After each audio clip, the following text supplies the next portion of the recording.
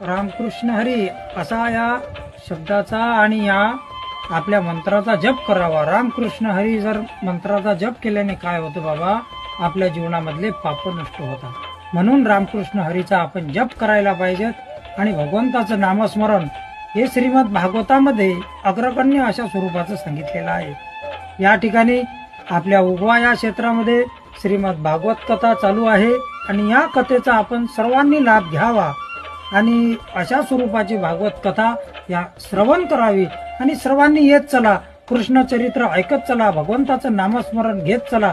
आम्ही वारंवार तुम्हाला हेच सांगतो की बाबा, आपण भगवंताचं नामस्मरण घेत असताना जीवनामध्ये अनेक अशा स्वरूपाच्या भगवंताच्या लीला आपल्याला पाहायला मिळतात। मग त्या कृष्ण कथेमध्ये श्रीमद भागवतामध्ये या वर्णन केलेल्या आहेत, त्या आज श्रवण करण्याची गरज आहे। धकाधकीच्या जीवनामध्ये कृष्ण चरित्र का